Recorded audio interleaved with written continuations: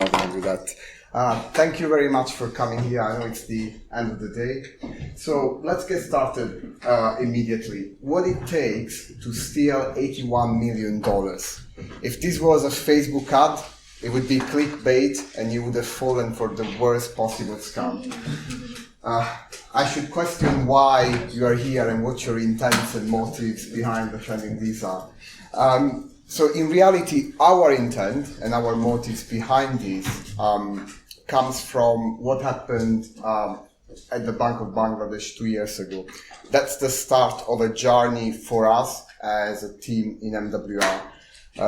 So you will remember, this is in 2016, you will remember the Central Bank of Bangladesh was hacked and they attempted to steal 1 billion almost, and they got out 81 million. As you can imagine, a lot of our clients are financial clients, and they've got SWIFT systems, and they started asking questions like, could this happen to us? And that's when we got involved. And this talk is about sharing essentially our experience, what we learned in the way, and hopefully you can reapply that if you find yourself in a similar situation. We're not going to be dropping 0 days in SWIFT or anything like that. Thank God. Okay, so who are we? Question mark. So my name is Donato, and I am one of the security consultants at MWR. I used to be a penetration tester. Now I am in a slightly different team called Cyber Defense, where we try to use offensive techniques to help clients solve quite complex problems, so like how to defend against real attacks. And then Ollie is a pen tester, and he's worked a lot specifically on SWIFT systems. So he's got the most direct hands-on experience, and for the past 2 years. So that's a bit about us. Let's go into the schedule. It's quite a long talk. Because it's the last talk of the day and it's quite late, we'll go as quickly as we can. According to our last rehearsal, it only took over 3 hours and 40 minutes, so it should be perfectly fine. So we're going to go through SWIFT Payment Systems 101. So we assume that you don't know much about those systems, and we're always going to give you an overview and a background on public payment system attacks, so information that's been disclosed publicly. After that, we will talk about the anatomy of a payment system attack. So how does it happen end to end? And this is our personal experience of carrying out these types of attacks, or kind of figuring out how they can happen in our clients' environments. And then we're going to what we have learned in this journey, what we thought, and what we now think about security of payment systems, and then we'll go into some strategies for defense. So it's quite an old slide. This is what we thought about SWIFT before looking at SWIFT. So back 2 years ago, there wasn't much public information available about these systems, and I remember my first assessment of SWIFT, the first time we walked into one of these financial institutions. We had an expectation that these systems would be completely alien to us, a custom operating system, custom protocols. In reality, what we found was much more familiar to us. We found Linux and Windows systems running regular software. We found normal networks. We found MQ protocols. We found ASCII messages being exchanged between systems. So in a way, it wasn't as strange or alien to what we already knew. And that's probably one of the first takeaway points that we have from this presentation. That's it, you get a takeaway point in the first 2 minutes of the presentation. That's quite good. But Ollie is gonna talk to you about how these SWIFT payment systems actually work, at least at a high level. So just to start off, just want to clarify, I'm not a payment expert in finance, but technically I like to think I know what I'm talking about. So just want to get everyone on the same plane, so no one's kind of confused what we're talking about right at the very beginning. But typically you have two people and two different banks. They've both got an account at two separate banks. Let's specifically in this case say that they're cross borders. and you want to make a transfer from your friend, your person A, you want to send some money to person B. So if you're both at the same bank, then it's easy enough. They just change some numbers around in the bank. Easy. But when it's cross banks, you, as far as you're concerned, you're just sending from A to B. You go to your bank and say, okay, send money. But what happens in the background is that both the banks need to have accounts with each other, or they need to find a route through other banks which have accounts with each other to finally end up where there's a chain of accounts between banks to the recipient bank. And the money goes from your account into the bank's pocket, and then the bank funds that into the recipient bank's account first. So it kind of all just moving between banks right now. And then what specifically happens is a message is sent between the banks. And this is the core thing about Swift. It's a messaging network. It doesn't make payments, but it issues payment instructions. And this is like an MT103 single customer credit transaction message, that I kind of made up. But, this is pretty much what they'll look like. And you can see here that Bank A, and I'm pointing somewhere, but I don't know where it is. Person A at Bank A is in the Milky Way on Earth, and they're trying to send it to Bank B, which is on the moon. And then there's an amount up top there. You kind of see it's like GBP 100,000. So this payment message then just goes across to the other bank. The bank sees it and says, okay, we'll now take money out of your account with us, that bank account specifically, and credit person B. And now that transaction has happened. And that's kind of just how money moves around. It's not really money between you and anyone. It's money between banks, and you're just kind of at the far end of the two. And that's where the Swift network comes in. That communication between banks, that's what they're all connected to. That's how they send all these messages. And Swift payments are specifically international, but it's also used, for example, like UK domestic chapter payments also go over the Swift network. So it's not always specific to international payments, but the infrastructure itself is kind of shared. So we now know what Swift is, have kind of an idea, at least hopefully. Now let's take a look at a bit more low level. Let's go into a bank and see, okay, what is there? So what do you need? So we've got a bank, and we've got a few banks connected to Swift. And inside, to make all this work, what do you need? So you need what's called a communication interface, which is called the Swift Alliance Gateway typically. And that's what's used to provide a secure connection from a bank to the Swift network. You've then got a messaging interface. In this case, it's Swift Alliance Access, which is a Swift-specific software, but there are other technologies such as GTX, which is another one. And that's used. You can use that to directly create payment messages, send them on, forward them on to the gateway. Gateway will send them out. Then you have some type of UI, probably on another server. In this case, it's Swift Alliance Web Platform, which is used to provide a front end to both the gateway and the messaging interface. Then you've got relationship management application, which basically controls who can talk to you, who you can talk to. So when a message comes in, that will check, are we actually supposed to be receiving messages from this specific bank? If not, then I suppose ignore it. If so, then it's all good. And then you have some HSM PKI infrastructure dedicated to Swift. And all this is wrapped into what's called the local Swift infrastructure of a bank. So on top of that, you then have operators, administrators, end users and such that kind of manage all this. And then you'll have middleware and you'll have upstream systems, and these all feed information in, because at the end of the day, you've got a banking website somewhere where someone tries to make a payment, and that has to feed through a load of systems to eventually make it into the Swift infrastructure to send it out. And of course, you have the general IT environment, just computers sitting around, people doing whatever. Okay, so we now have an idea what Swift is. We have an idea what is involved technically, well, at least from an infrastructure perspective. I forgot about the internet. The internet's a thing, and it's there. Okay, so this is actually a really long slide that I'm going to do actually really fast, because I feel like I have other points I want to drive home, and this could take a long time to go through, like from left to right. But I put this timeline together of attacks. If some of you have been picking up the paper along the day, you might have seen it already.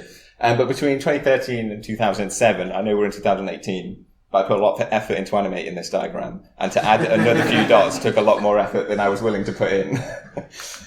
So in 2013 is kind of one of the earliest ones I know of, and that I could find, where the Sonali Bank in Bangladesh, where $250,000 was stolen. And this was purely due to the fact that there was a keylogger involved, and they just harvested credentials.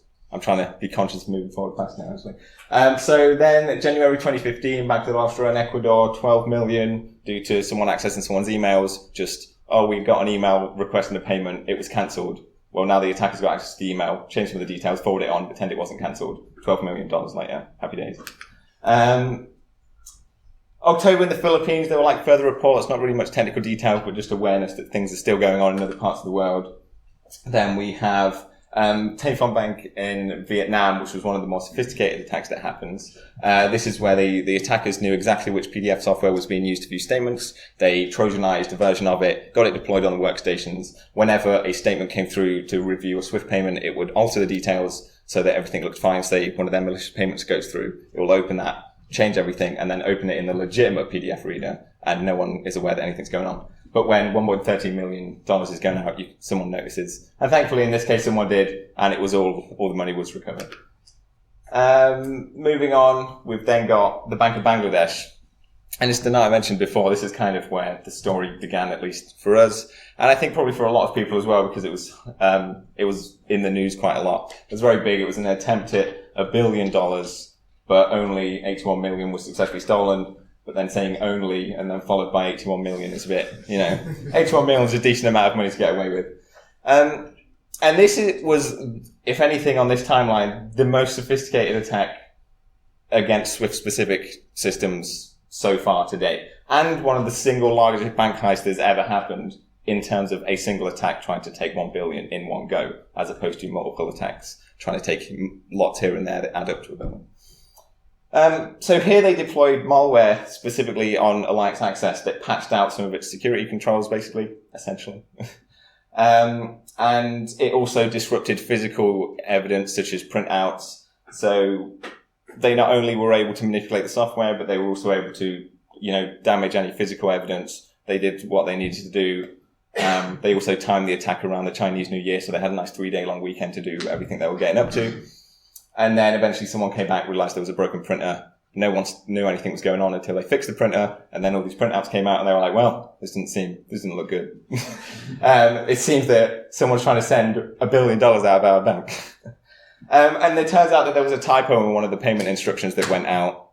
I can't actually remember specifically what it was. It was just like a silly typo on some word. And one of the recipient banks kind of saw it and was like, this seems a bit odd. We should probably contact them. And it was like cut off at 81 million at that point. And also just to emphasize the sophistication of this attack is it was conducted over a year. They got in, they studied what people did, they learned behavior, they moved around the network, got to where they needed to be, and they didn't just start throwing exploits around. They just sat there, learned, observed, and then eventually when it was time, they did what they needed to do as fast as they could. And were pretty successful, to be fair. Moving forward after that, there was a bank in the Ukraine, apparently 10 million was stolen according to reports. This was reported as only one of a number that Russia and Ukraine had been suffering around the time, that had reportedly had been involved in hundreds of millions of dollars being stolen. But that was just a reportedly. We'll do with that what you will. And then towards the end of last year, there was I'd actually finished making this timeline at this point, and then two happened, and I was like, oh, well, I'm going to need to add more in now.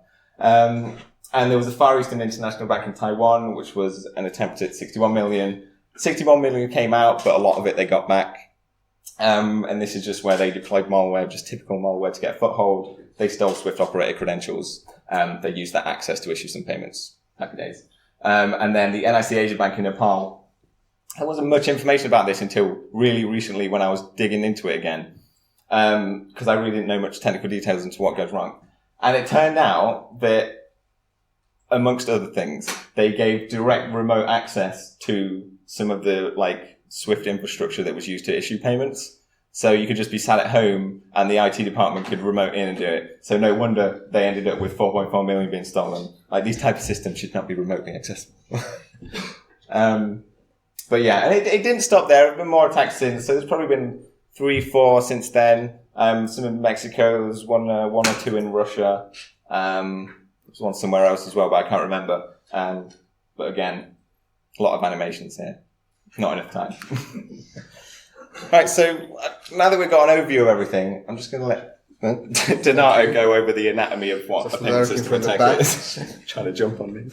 Okay, so what Ollie did was just creating a timeline of some of the public attacks that we know about.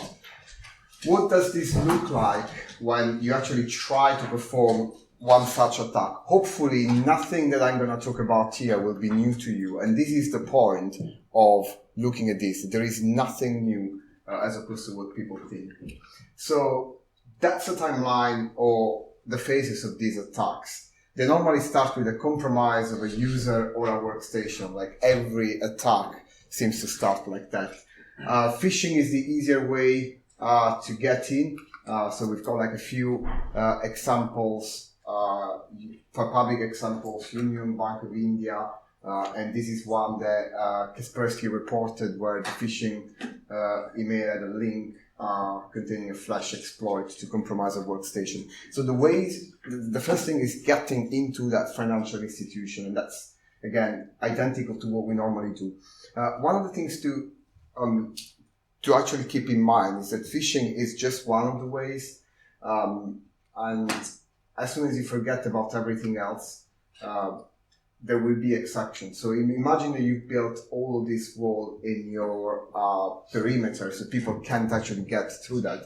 But if all of a sudden you leave a door open, for example, somebody publishes an application with a vulnerability that now you can hack and get in, the attackers is still going to go that way. There is a case last year of a bank that published a web application for pen testers to pen test.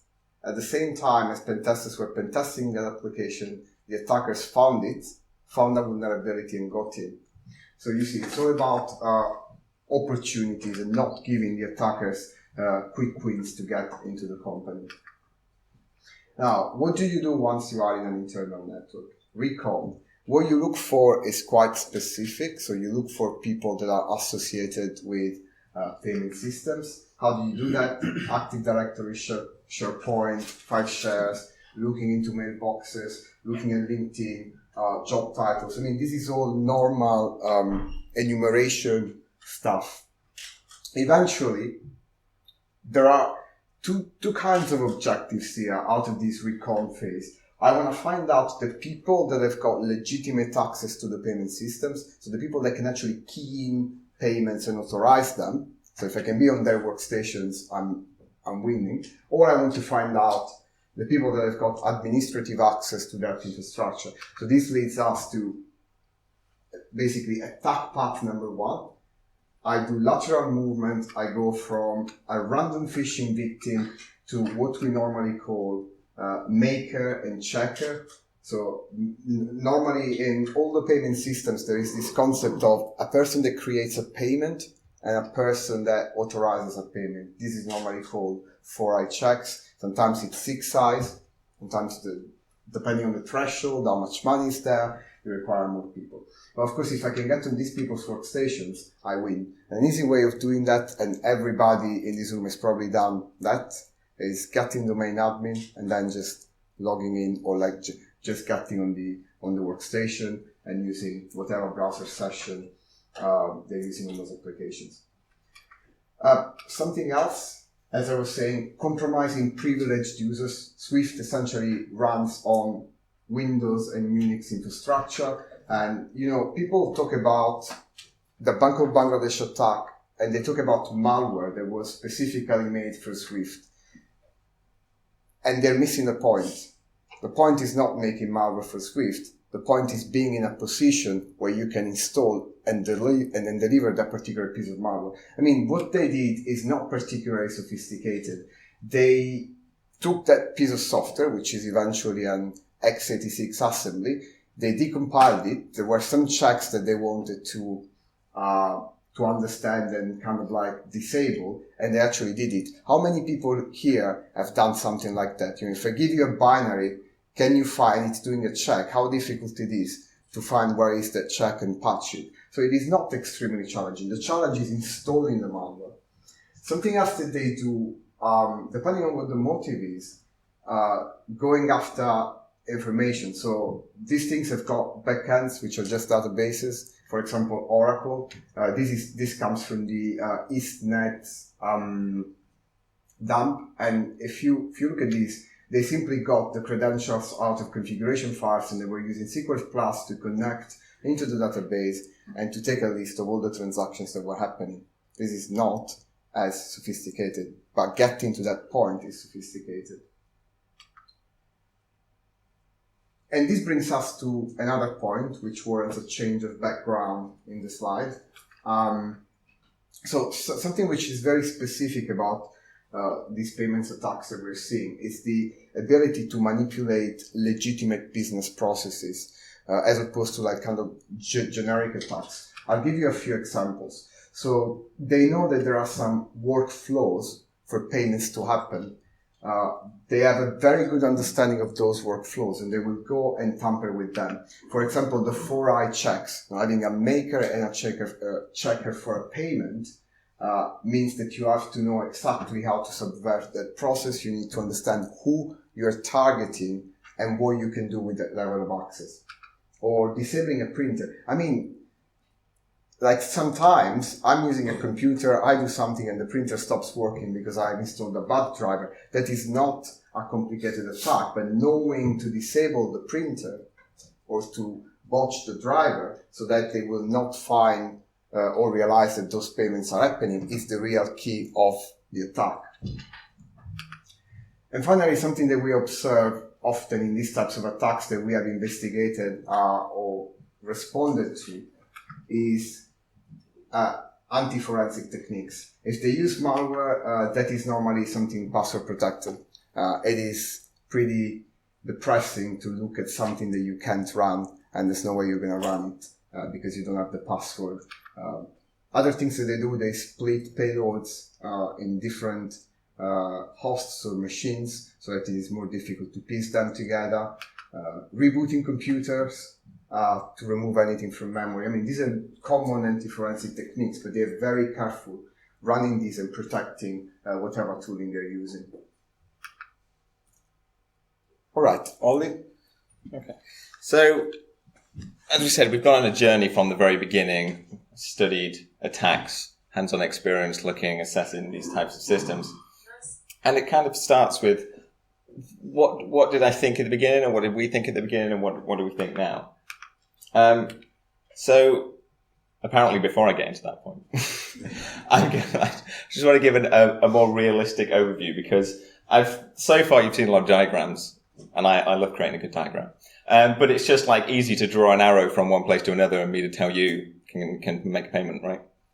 So I wanted to have a bit more of a realistic slide of take a look at something that we could see. So instead of a diagram that's like documentation related, let's just kind of lay out what might exist. So you've got the Swift network and then you've got the communication interface that I mentioned before. Feeding into that is the messaging interface, and you'll have a left and right security officer that are the highest user roles on this that are responsible for checking and authorizing things. Then you have some middleware. You have, and this one here is not just one, it's like a lot of systems. So you have all these different systems. You have some custom banking applications, but upstream systems in general. There's lots of things that feed into all of this. And there'll be some operators around this. They can probably make payments through some systems. You will have an administrator, and then you have the internet coming in somewhere because it's a front-end web application where they make payments, so the internet. And then you'll probably have some alternates, some system for altering like payment messages to match up with legacy systems and more modern systems. And then you'll have some custom payment app that you've probably built internally for some reason to make up for your certain business procedures and stuff. And that will send some payments. And there's a security officer as well related to the SAG. And there's just a lot that you can do here. So we think about the idea of getting in, pivoting around, and then getting all the way to the SAG or something and having root on the box, doing whatever you can from there. But I kind of like to think as well as like, if I'm in a position where I've got to any of these points, like what exactly can I do? How easy is it to get a payment out of a bank through this type of technology? So from Alliance Access or any other type of messaging interface, you can create messages directly there. If I create one, if I'm in a position to create one, well then it's not going to go out just by me unless I've also got access to a left or right security officer role. But what if there's client-side issues with that, and I can then just manipulate the left and right security officers into doing something like that for me? Then I can create my payment. Then I can deploy some attack that then allows me to trick them into authorizing that payment. And that's one way. Just send a message out like that. You got custom payment systems. So anything written in-house at the beginning is probably going to have more issues with it than something that's like developed by something is like obsessed with security is Swift. But things that are custom written have to go through a process. They start probably insecure and eventually they get there through trial and error. But that's probably going to be a good spot to go. If that can make payments that's custom written, I'm going to be really interested in that. Then you've got these systems for like enrichment or like changing messages to kind of go for compatibility issues. If I can get on here typical use cases, I just use it to change the format, for example, from legacy systems to modern SwiftMT like formats. But what if I can do it where I just say, okay, when a payment like this comes through, just swap the recipient and the sender. And now when I try and send someone money, it just along the line here, it would just end up sending money to me from them. Let's just deploy some funky rules from this. That's another way to like get money out. And then the upstream systems, it's kind of moves away from Swift specific stuff or just payments, typical like specific payment infrastructure type things in general. But if you've got a front end application with whatever client side validation on a maximum amount you can make and you can bypass it, or if there's some logical problems on the back end, then you can just issue a payment from there and steal millions or something. It could be just as easy as that. It depends where trust is. If all of this trust that everything coming from those upstream systems is totally legit, then I'm going to target the upstream systems because it's just going to assume that anything that comes out of that is fine. So that's another way to like get payments out. So we go back to like what we thought. So at the very beginning, we've got this infrastructure that I kind of laid out before, and I thought, yeah, you're going to have to get in. I'm going to need a year of time. I'm going to need a team of people, a load of resources. We're going to have to get in, put around, sit there, study, watch, learn, and eventually I'll be in a position to make a payment. But then I just honestly don't think that that's the case anymore. I think that sometimes you might just be able to get in, get lucky, or in the case that I mentioned before, have remote access directly to the messaging interface or something like that. And then I can just do it like that. I don't need to sit there for ages on end. I already have the knowledge about Swift payments, so at least I don't have to sit there and study. And I'm sure the attackers out there targeting these also have that knowledge. Because something we find frequently is whenever they do get in, they also steal a load of documentation and go away with them. And so, what I think is maybe it's not so difficult, which is this. Go to that. You must be thinking, if it is so easy, why aren't Ollie and myself? You always have to try to do it. Hide a new slide while somebody is... Ollie was changing slides before, and I'm like, I need to add something here that he doesn't expect. But the question is real, though. Like, I think when you look at these attacks, you actually think, I could possibly do something like that. So some of you work for financial institutions, you know what it is like. So what's really difficult about these attacks? Well, the problem is that we've spoken only about how to get to the point where you're sending a payment out. I contend that's the easy part of these attacks. What's more difficult is, everybody's laughing at that, but that's a fake identity. So what's more difficult is to arrange for dealing with that money. So you have to go and create fake identity, fake bank accounts, shell companies. You have to bribe people so that you can create these kind of things. You need to find the right countries where you can do this. You need to then be ready to receive a lot of money. I mean, how do you make potentially 1 billion disappear or even 80 million disappear very quickly? Because if you're not quick, the money is coming back. So you need to have a structure that allows you to take that amount of money once it reaches your shell companies or fake accounts and start laundering it. You need money mules.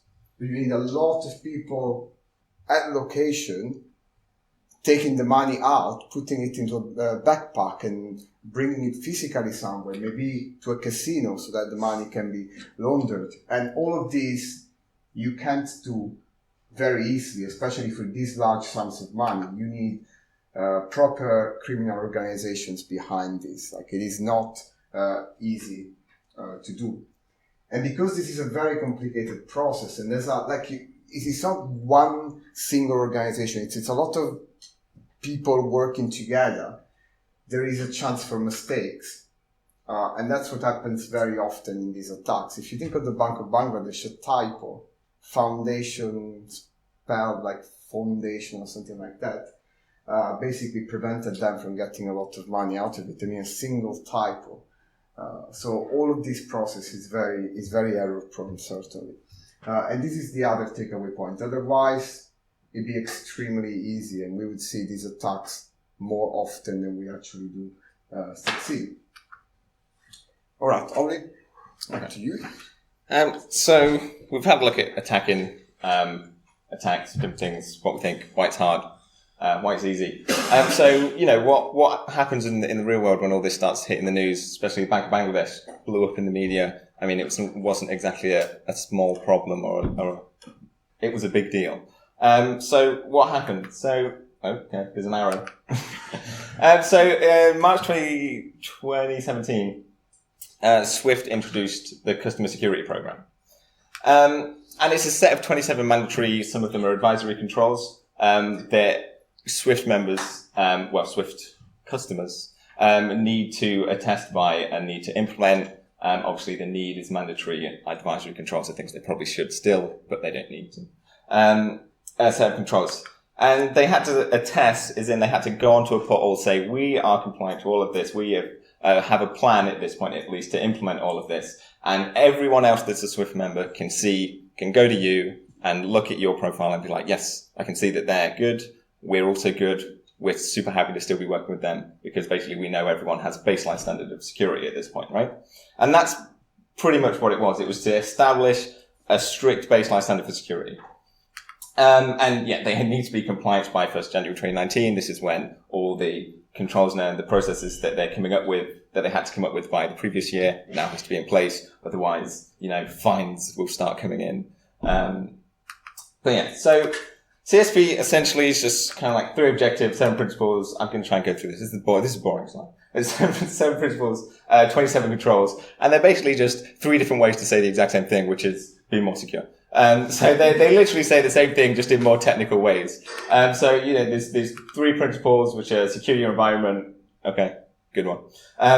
Know and limit access and detect and respond. 7 principles, for example, just a bit more technical, secure your environment, reduce the attack surface of vulnerabilities, know and limit access, segregate privileges, and detect and respond, plan for incident response and stuff like that. And then the controls are actually just very specific, like what you need to do type things in terms of actually going in and implementing it. So what does CSP actually do? So this was actually the whole motivation behind this whole chain of events that became paper, multiple presentations, which initially was just me wanting to write a blog post. It was like, CSP, I think it sounds good, but I think people are going to think of it as a silver bullet to be secure, and then they're not going to be. They're going to be more secure, but it's not going to save them from these types of attacks. So what does it do? Let's take the diagram and take the simple attack I came up with. And it puts this little red box around it, and that's pretty much as far as it goes. So we got this nice red box now, and this is called the secure zone, which is supposedly isolates all of this from everything else, hardens it all, focuses security there. This stuff now needs to be very secure and safe. What about the complicated one, where it's kind of like the exact same thing, right? Draws the box round. I can no longer get from that computer there to the operator PC because it's on a different subnet, segregated. But what will actually happen here? Well, it's not a secure zone as much as you want it to be because there's still 2 blue arrows just there, and that's what everyone needs to know. There are 2 blue arrows there that go across the red line. And that means that it's not a secure zone because there's still a way in, and then always going to be a way in. Otherwise, you just have a load of servers sitting in a bank doing nothing because nothing can communicate with it. That would be a secure zone, but it would be pointless. So all that will happen is eventually they'll move around. They'll be like, well, we found this other way in, and we'll go through like that. And even worse, what this will do is it will then just push attackers to focus even more up here and find even more ways in. So now we have secured our stuff, but we've just pushed everyone back, and we haven't actually secured all that stuff. So it's kind of a double-edged sword, really. So the kind of drive behind this is whether being compliant to something is really going to give you security. Although I feel like people know the answers there. I did run part of this presentation for a bank, and I asked who thinks PCI compliance is going to protect against the attacks. An incredible number of events went up. So I don't have a specific problem with compliance. In the security industry, we do have, pen testers are very opinionated about compliance. When I was a pen tester, I was very opinionated. Clearly, I am still opinionated because I have written a slide about it and I have an image. So the problem with compliance is that any approach, CSP, PCI, these are a series of controls which are static. So I publish this is what compliance is like. And the controls are expressed in quite an absolute way. So you have to patch everything by 48 hours. I mean, that's a very absolute way of saying it. In reality, there is always an exception, right? Every person needs to have a different password for their privileged and unprivileged account. That's expressed in a very absolute way. In reality, that doesn't happen. Because these are compliance frameworks that other people have to use, they're quite generic. They do not address specifically how a certain organization works. So the being generic and having absolute definitions of controls is what really is not working. Because on the other side, you've got attackers who are dynamic. So they come into a network and you look around and you look for opportunities. So you're not stuck with, okay, I'm going to do my methodology step by step. And these are like the 4 things that I look for. And if I don't find them, I'm going to go away. This is not how attackers reason. They will go around obstacles and they will adapt in a dynamic way. And again, they know that the implementation of controls is quite partial. There is a completely isolated security zone. But now I still have systems that can talk to that particular security zone, so it is not really implemented in an absolute way. And attacks are specific because the attack is unfolding in that particular network, in that particular environment, in that particular point in time, whereas the control is, or the framework is generic. So if compliance alone can't help, what is that we can do to meaningfully protect against these types of attacks? I think I have a slide coming up. Oh yeah, so actually there is the Bank of International Settlements, which said something that I really agree with, which is that one.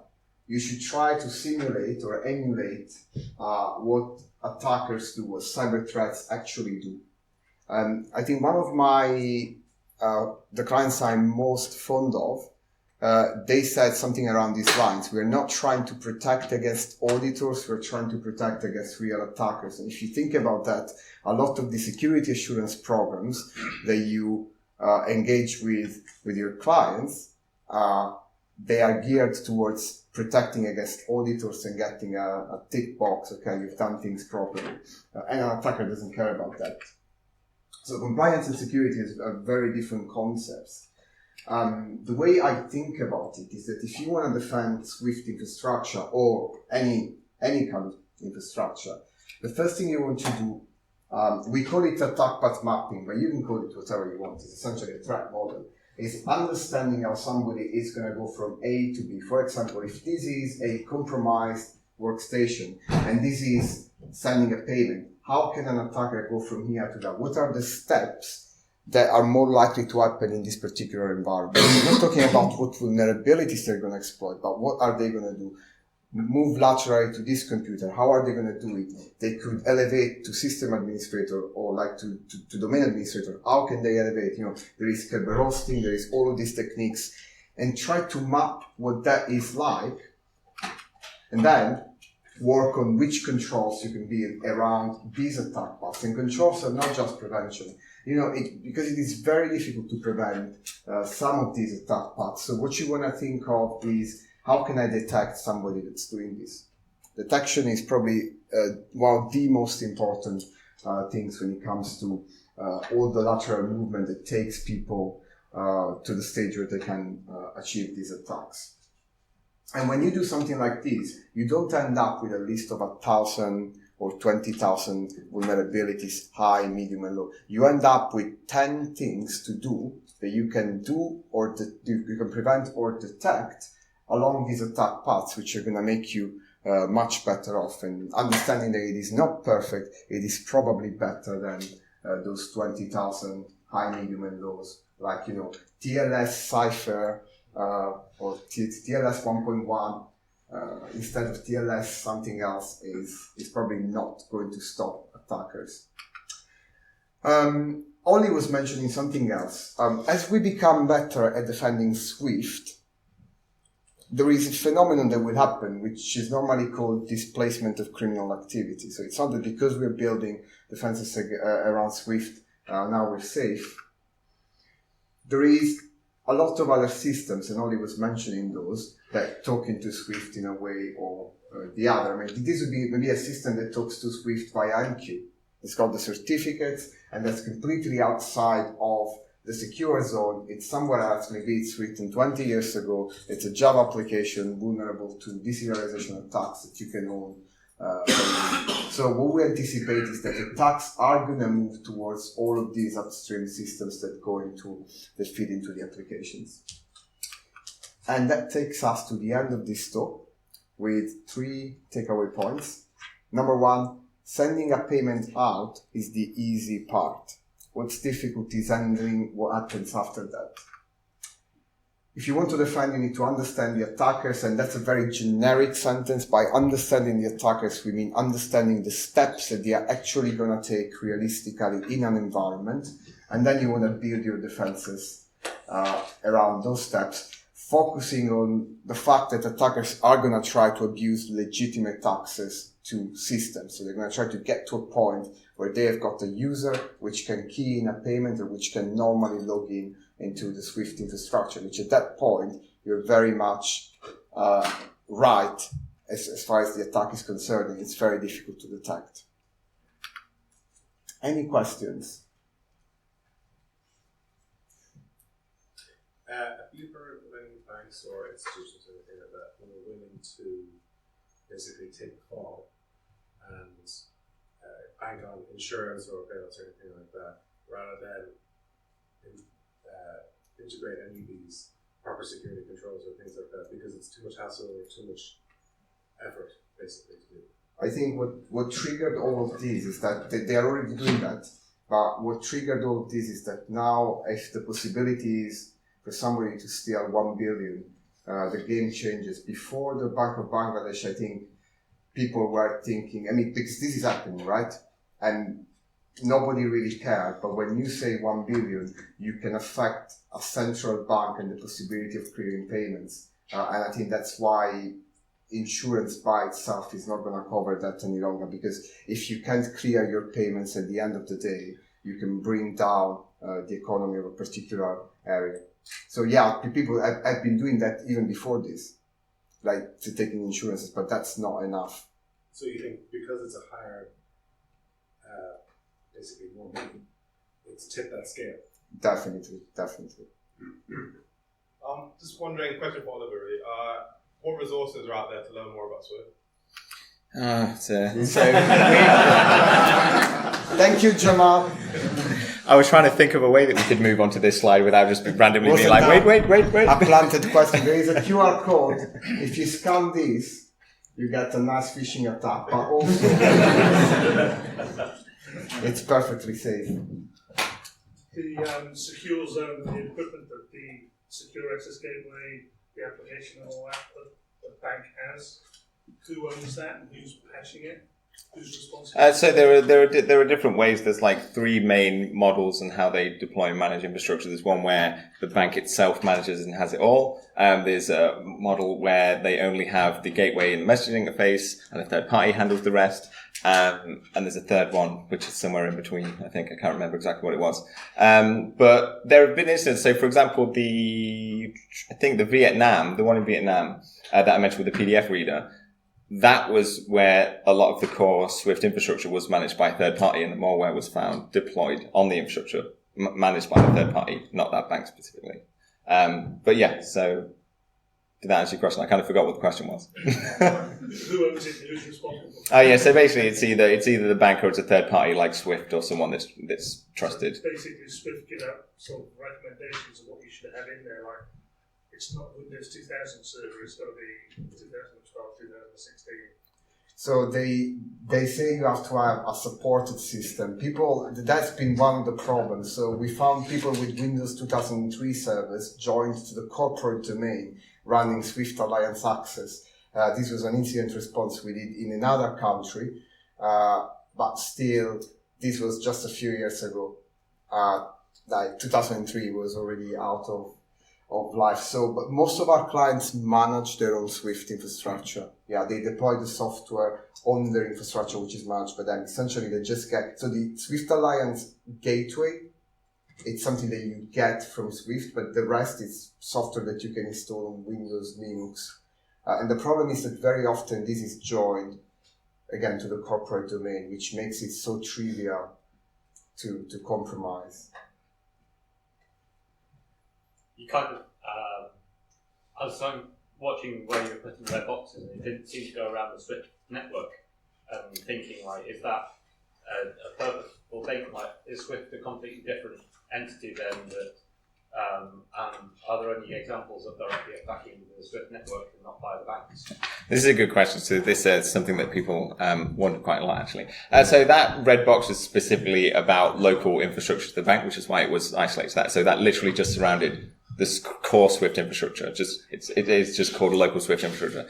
The Swift network itself, to date, there's never been an attack that's actually compromised Swift or their network or anything like that. It's always been the result of something client like to do with the client. They've deployed something wrong, they've configured something wrong. Apart from maybe the case at the Bank of Bangladesh where they developed malware targeting one of their applications specifically. But again, that was still not exactly a compromise of Swift themselves sorry, in any way. But yeah. Have there been vulnerabilities in Swift then which haven't been found out in the wild, which would, if they were found out in the wild, cause a total compromise? Or are you saying it's like totally safe? So call Swift and ask them. So we don't know of any attacks that we have personally investigated where they were due to a vulnerability in Swift. So there may be a vulnerability in Swift. It's about the opportunity, and it's once you've compromised the people that can key in payment, you wouldn't look for a vulnerability. It's the same idea, like you could have cross-site scripting in a web application, an internal web application, but once you have compromised the domain, why would you care about that? So you're right, there could be, but we haven't heard of any of that. Thank you. So you mentioned that Swift has got their 27 kind of controls. Obviously, the banks and stuff connecting to the Swift network are massively spread across the globe and all sorts of places that probably don't have not all have the same kind of awareness of information security and all that sort of stuff, and different levels of support and kind of regional spending on it. Like you've got local government and national government doing all sorts of stuff, but that's not always the case across the world.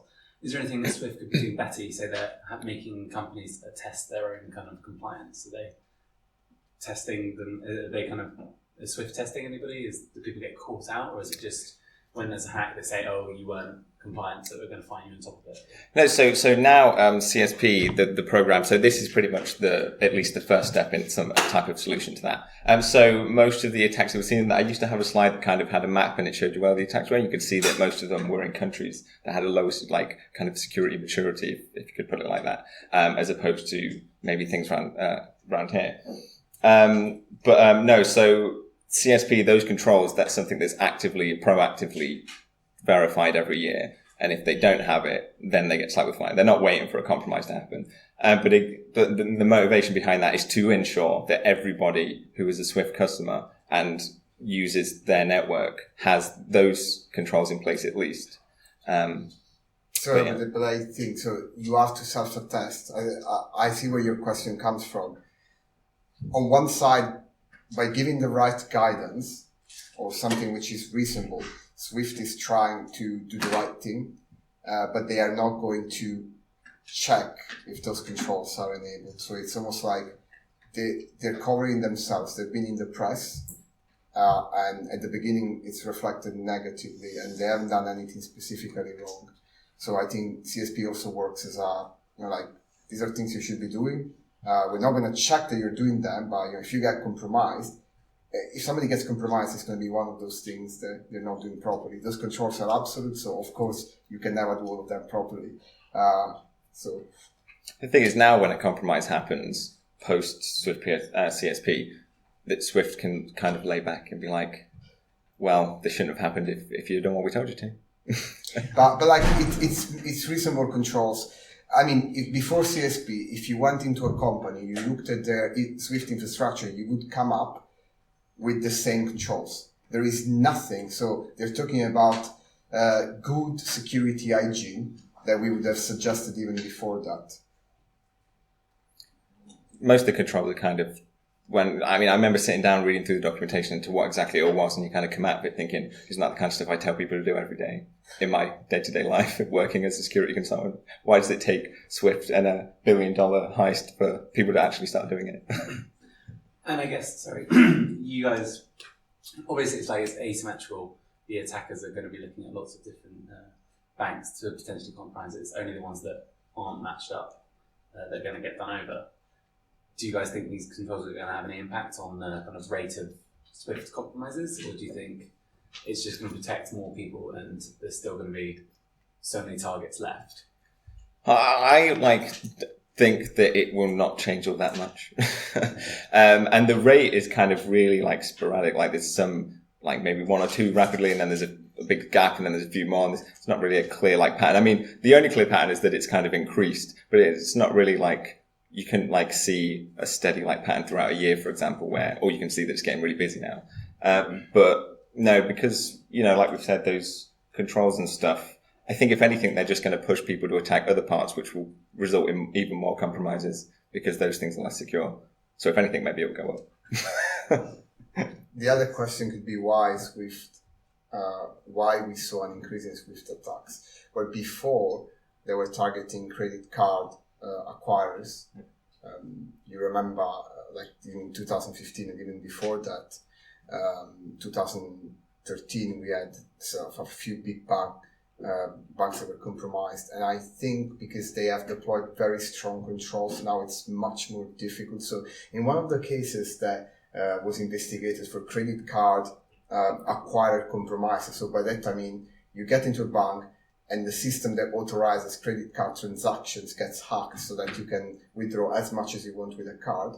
So with a single card in 24 hours in one of these hacks, they got 500K in cash out of ATMs with a single card. So those attacks are not realistic any longer because of controls that have been put in place. And I think after that, we saw an increase now in Swift attacks, which is the idea of displacement of criminal activity, if you think about it.